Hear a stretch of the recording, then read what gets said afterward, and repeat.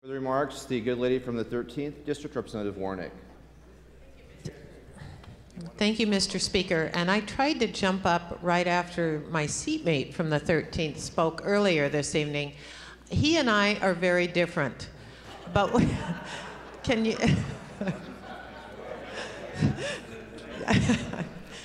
The House will be in order. Representative Warnick, we all acknowledge that. Please proceed.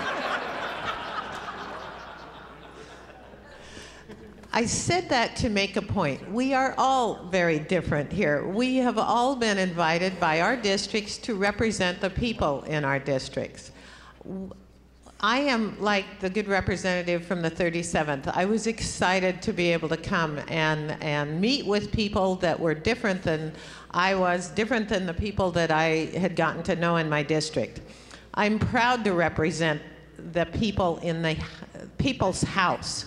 Not that upper chamber across the aisle, but the People's House. And I have felt very connected to the people in our district. Whether we agree or don't agree, we're all representing people from our districts. Mr. Speaker, I would like to read a quote from an email, and I will give you her name. Please proceed, Representative Her name Warnick. is Alice Parker. Please proceed. She has been a thank you. She's been a farm wife for years, worked for family farm issues, both here in the state and back in Washington, D.C. She writes, "Please know that you have my support in standing tough and saying no to overturning I-960, which is the will of the people and what they voted for." Mr. Speaker, in District 13, 60.5% voted in support of I-960. But I'm starting to hear from other folks. I'm not going to read their emails. I'm not going to give their names, their full names, but Tom and Bev from Moses Lake, who own a business, and Nancy from Ellensburg, who own a business, are basically sending the same message. We need to tighten our belts as businesses.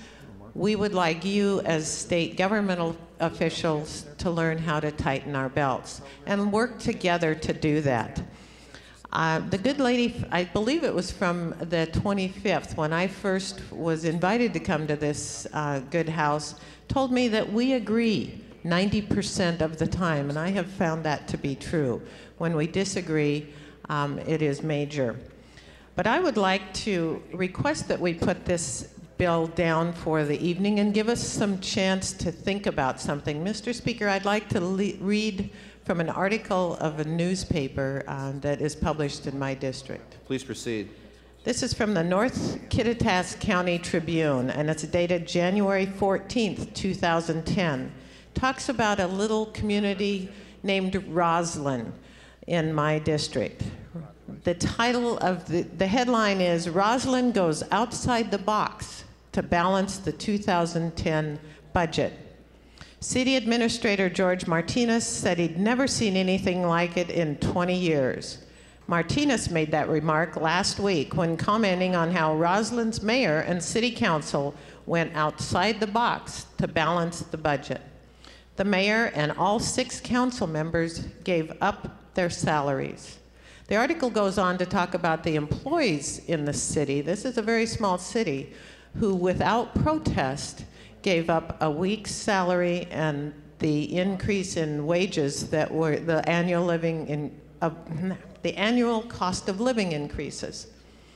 Mr. Martinez said it shows commitment. It's not about the money or how much they gave up. They did it because they knew it was the right thing to do for the citizenry.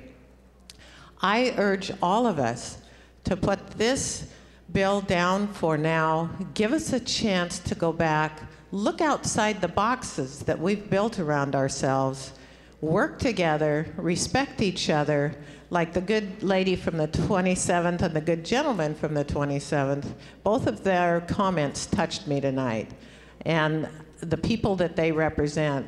But we all need to go back, respect each other, respect the messages that we're receiving from our own districts, and put this bill down tonight, look outside the box, work together. Thank you.